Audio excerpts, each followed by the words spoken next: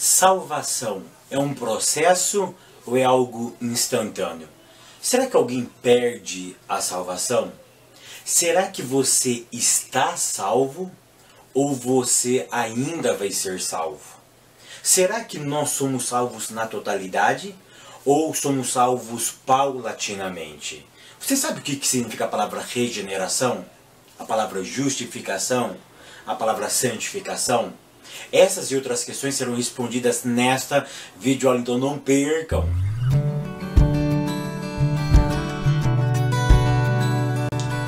A paz, queridos, que bom estarmos aqui novamente no nosso programa semanal da Escola Bíblica Dominical para darmos sequência à nossa série de estudos bíblicos baseado no tema A Obra da Salvação. Jesus Cristo é o caminho, a verdade e a vida. E hoje chegamos à lição de número 10. E a lição de número 10 tem como título O Processo da Salvação. E a leitura bíblica em classe se encontra no livro de João, ou melhor, no Evangelho de João, no capítulo 3, do verso 1 ao verso de número 7. Evangelho segundo escreveu João, capítulo 3, do verso 1 ao verso de número 7. E hoje vamos abordar o tema salvação. Mais uma vez, o tema vai ser abordado. O tema é salvação. E hoje vamos falar sobre o processo da salvação. O que é processo? Processo é um conjunto de etapas para chegar num bem comum. Então, o que é um processo? O processo é um conjunto de elementos, é um conjunto de coisas para chegar num bem comum. Ou seja, tem que passar por algumas etapas para que isso seja completo, para que isso seja de forma absoluta. Isso significa processo. Tem coisas que vão ser fabricadas que o processo dessa fabricação demora, por exemplo, um dia. Tem coisas que demora aproximadamente um ano. Tem coisas que vai muito mais do que um ano, ou seja, o processo depende daquilo que vai ser feito, pode ser mais lento ou mais demorado. O que nós precisamos entender aqui, será que realmente a salvação ela é um processo? Então esse vai ser o tema da nossa aula. Será então que a nossa salvação ela é um processo? Ou será que nós fomos salvos e isso já nos basta?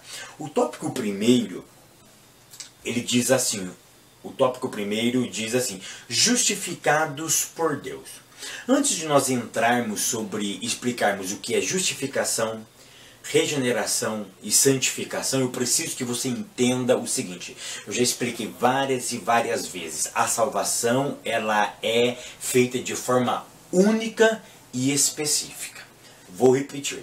A salvação acontece quantas vezes na nossa vida? Apenas uma única vez. Não existe ser salvo várias e várias vezes. Salvação acontece. Então, isso você precisa colocar na sua mente, você precisa levar para a tua classe. Nós somos salvos apenas uma única vez, ok? Então a salvação ela acontece de forma única e específica, tá? Aí nós entendemos que ela é um processo. Por que ela é um processo? Pelo seguinte, a salvação existe no mínimo 5 elementos. O nosso autor abordou 3, tá? Ele aborda justificação, regeneração e santificação. Nós podemos acrescentar também o processo da adoção, da glorificação, que são elementos da salvação. Então a salvação é um processo que tem no mínimo 5 elementos: justificação, regeneração, santificação, adoção e glorificação. Tá? Aqui nós vamos abordar apenas 3 de forma muito simples e singela, porque só justificação nós já falamos várias e várias vezes em muitas e em outras aulas. Então o que você precisa entender é o seguinte, a salvação acontece de uma única vez, mas ela é um processo. Por que ela é um processo? Por causa de um elemento da do processo, por causa de um elemento da salvação. Qual é, Fábio? Justificação, regeneração, santificação, adoção, glorificação. No que você joga? É isso mesmo. Se você falou santificação, você está correto. A santificação, ela acontece uma única vez, mas ela também é um processo contínuo. Ela é um elemento que precisa ser cultivada. E nós vamos aprender um pouco mais sobre este elemento. Justificação. Ponto 1. Justificados por Deus. Ponto 1. A natureza da justificação. O que é justificação? Tá? Justificação é o ato livre de Deus de olhar para alguém e dizer que esse alguém é justo. Ou seja, Deus olha para você um dia e ele declara, ele dá um veredito, ele dá uma declaração ao teu respeito. Por quê? Porque nós, lá no Jardim do Éden, na figura de Adão, nós pecamos. E foi creditado na nossa conta o que é uma dívida. Ou seja, o pecado nos trouxe uma dívida. E nós ficamos em débito com Deus. E é por isso que nós perdemos o relacionamento com Deus. Nós fomos sentenciados, nós fomos julgados e nós fomos condenados no tribunal. Ou seja, nós fomos condenados, nós tínhamos uma dívida a pagar com o Eterno. E um belo dia, o Eterno resolve declarar você inocente. Ele te isenta da culpabilidade. Ele tira de você a pena. Ou seja, porque todo crime precisa ter uma pena. Ou seja, se você comete um crime, você vai ser penalizado por esse crime, à medida das proporções desse crime. Ou seja, nós tínhamos uma dívida com Deus. O que acontece? Ele nos declara justo. Então, justificação é o ato livre de Deus de declarar alguém inocente, alguém justo. Por que ele faz isso, Fábio? Porque ele quer. É um ato soberano. E o soberano faz aquilo que ele quer. Ele desejou declarar você inocente. Tá? Ele desejou, ele quis declarar você inocente. Tá? Ou seja, foi uma vontade dele. Tá? É claro que ele faz isso por intermédio de quem? Pelo intermédio do sacrifício de Cristo. Mas você percebe que o mérito não é teu, o mérito é de quem? É de Cristo.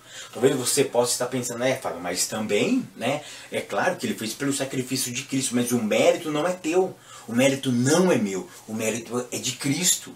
O mérito é de quem fez a ação. Mas Cristo estava nos representando. Ou seja, ele pega o mérito de Cristo e ele vê o mérito de Cristo e ele pega o mérito de Cristo e imputa na minha conta. E o mérito de Cristo é muito maior. Ele é muito maior, ele é transcendente à minha culpabilidade. Então ele pega o mérito de Cristo e acredita na minha conta. Então a minha culpa não fica algo irrisório. Então a justificação é o ato livre de Deus de declarar alguém justo. E como que nós podemos ser justificados? Fazendo boas obras? Fazendo caridade? Não. Você não vai na igreja para ser justificado. Tire isso da sua mente. Você já é justificado pela obra de Cristo. Tá bom? Leva isso para a classe de vocês. Ponto 2. A necessidade de justificação. Basicamente, são duas as necessidades. A primeira, tá? A primeira. Pois ninguém pode ficar diante de Deus ou ter aliança com Ele condenado. Então, por que a necessidade de sermos justificados? Eu já disse que no Éden nós perdemos a aliança com o Eterno. Nós fomos condenados. E ninguém pode estar diante dEle ou fazer uma aliança com Ele se está condenado, se é um réu, se é um criminoso. Ou seja, eu não posso ter aliança com um justo se eu sou injusto. Então o que precisa ter? Eu preciso ser inocentado do meu crime para estar em aliança com ele, para estar em comunhão com ele, para ter uma intimidade com ele. Então é por isso que nós precisamos ser justificados, porque ninguém pode estar diante de Deus na qualidade de condenado. A segunda necessidade é a seguinte: para termos paz com Deus. Olha que interessante. Um condenado tem paz? É claro que não. Ele sempre fica em tormenta. Ele sempre entra em crise psicológica, ou seja, sempre ele vai ter alguém no seu consciente lhe maltratando, alguém no seu subconsciente, dentro de si, manipulando ele, ou seja, ele não vive em paz, ele não tem uma vida tranquila e sossegada.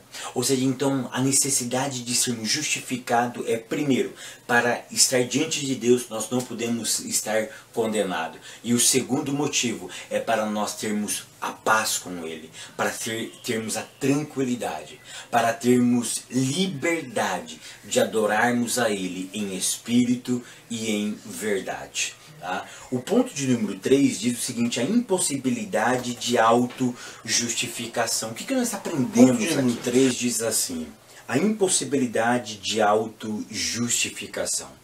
O que precisamos ter na nossa mente é que, independentemente dos elementos, se é justificação, se é regeneração, se é santificação, esse estado de sermos justos, de sermos regenerados, de sermos santos, porque isso é estado, é Ele que nos coloca nesse estado.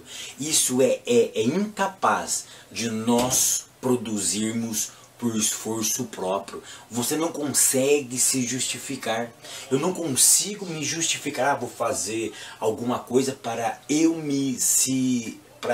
mesmo me tornar inocente. Não. A tua inocência é por causa da cruz. A tua regeneração é por causa da cruz. A tua santificação é por causa da cruz. Não existe autojustificativa, não existe maneiras humanas para que você consiga que esse elemento, tá, no processo da salvação tenha participação tua. Ou seja, esses elementos são elementos exclusivos de Deus. Por quê? Porque isso acontece antes de você ter a ciência de que você está salvo. Porque você é justificado, você é regenerado e você é santificado, e você é adotado e você vai possuir um corpo glorificado. Ou seja, esses elementos acontecem na tua vida antes de você mesmo ter ciência plena e absoluta do que é isso. Então você não consegue, você pode fazer o que você quiser, você não vai conseguir se auto-justificar. Tá? O segundo elemento do processo da salvação é a regeneração. E o tópico 2 diz: regenerados pelo Espírito Santo. O ponto 1 diz a natureza da regeneração. Eu preciso perguntar para vocês, o que é regeneração? Regeneração é o ato exclusivo. Eu gosto muito desse termo, exclusivo. Regeneração é o ato exclusivo de Deus, de dar, de doar vida espiritual ao homem. O que é regeneração? É quando Deus ministra vida a você. É quando Ele dá nova vida a você. Que vida, Fábio? A vida que nós perdemos no jardim do Éden. A comunhão com o Eterno. Ou seja, a vida espiritual. Eu me lembro que aos 14 anos de idade, quando eu me converti, tá? Quando Deus me fez novamente, tudo para mim era novo. Parece que a vida ganhou outro sentido. Parece que eu nunca tinha vivido naquela perspectiva daquele momento, porque um novo horizonte abriu para mim. Por quê? Porque eu ganhei uma nova vida. Então eu preciso entender que a regeneração é uma obra exclusiva de Deus. Para eu ter vida espiritual, é Ele que precisa ministrar na minha e na tua vida. Isso é muito interessante, você precisa levar isso para a classe. Pergunta para a tua classe: vocês conseguem ter vida espiritual sozinho? É claro que não. A vida espiritual, ela depende, olha o que eu vou dizer, exclusivamente do Eterno. É Ele que ministra a vida em nós. Por quê? Porque Paulo deixou muito bem claro isso na carta aos Efésios, que nós estávamos mortos em pecado, em delito. Morto não fala, morto não pensa, morto não vê, morto não tem vontade própria. Ele precisa ser estimulado, precisa acontecer o que? No morto, uma ressurreição. Então o que Cristo fez por nós? Através da cruz do Calvário, Ele nos regenerou, Ele ministrou nova vida em mim e em você. O ponto 2 diz assim: a necessidade de uma regeneração. Eu acabei de explicar. Na verdade eu me antecipei um pouquinho. Porque eu preciso ser regenerado? Porque nós perdemos a vida espiritual, o contato, o elo. Imagine você pode levar na sua classe uma corrente, e quando essa corrente quebra o elo, ou seja, foi isso que aconteceu lá no Jardim do Éden, perdemos o elo. O que a regeneração veio fazer? Ela veio nos religar, ela veio desculpem minha expressão, ela veio nos amarrar novamente com o Eterno. Eu sou apaixonado por essa palavra. Nós fomos amarrados novamente com o Eterno. Ou seja, aliança é isso. Eu tenho uma aliança aqui com a minha esposa. Eu estou brincando no termo, eu estou amarrado com ela. Ou seja, não tem como eu desemendar mais. A aliança tem justamente essa ideia. Mas por que eu preciso ser regenerado? Porque nós perdemos a aliança com o Eterno lá no Jardim do Éden. Então ele precisa gerar nova vida em mim e em você. E quais são as consequências práticas dessa regeneração?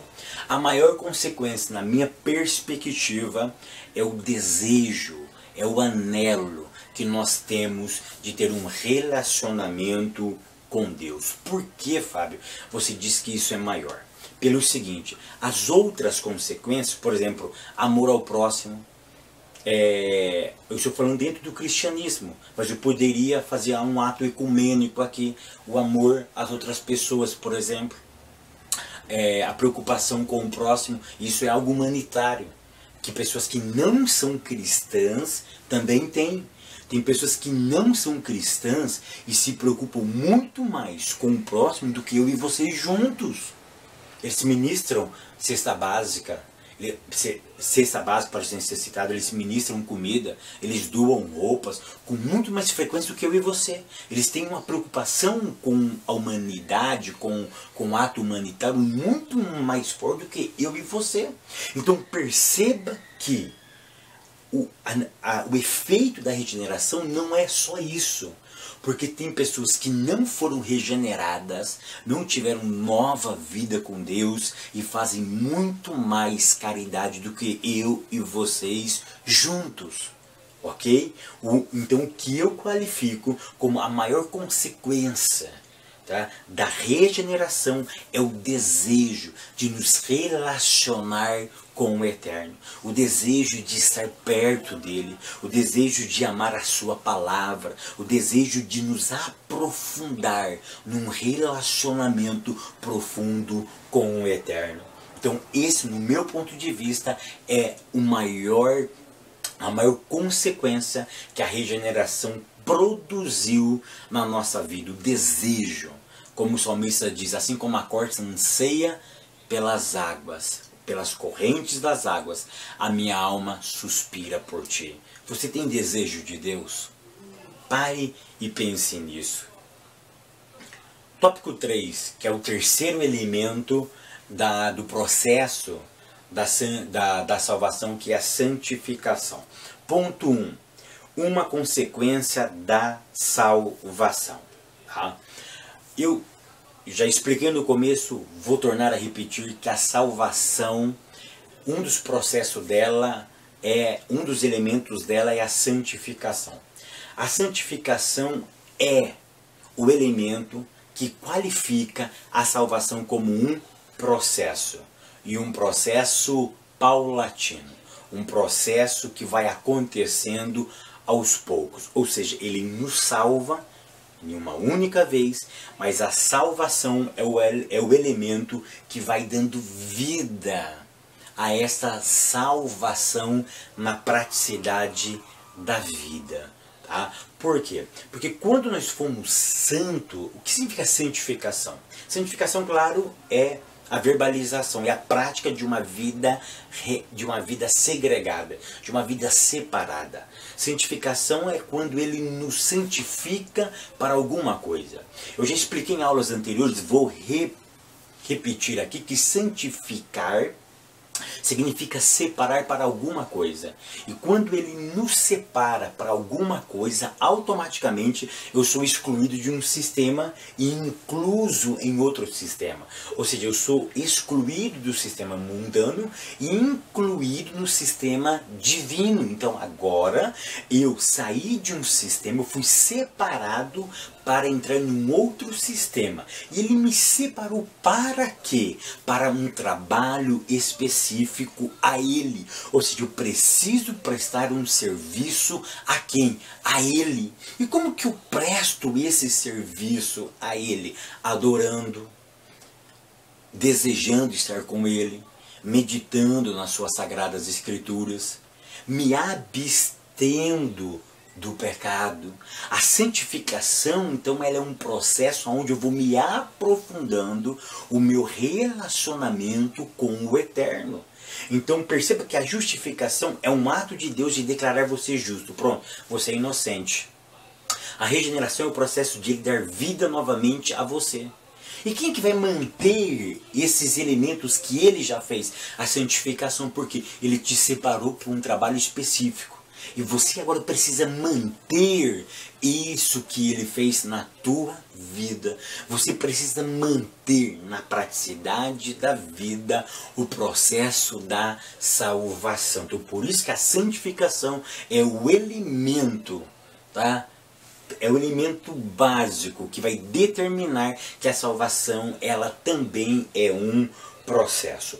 O ponto 2 diz assim, um esforço pessoal. Infelizmente, querido, nesse ponto eu quero tocar e dizer que infelizmente a santificação, ela não está sendo uma das nossas prioridades. Qual é a nossa prioridade? Existe N's, tá? Para uns é a fama, para outros é o sucesso, para outros são os aplausos. Cada um vai ter a sua própria prioridade dentro do cristianismo. Mas a salvação, ela tem uma prioridade, que é a santificação. A carta aos Hebreus diz, olha, segui a paz com todos e a santificação, sem a qual ninguém verá o Senhor.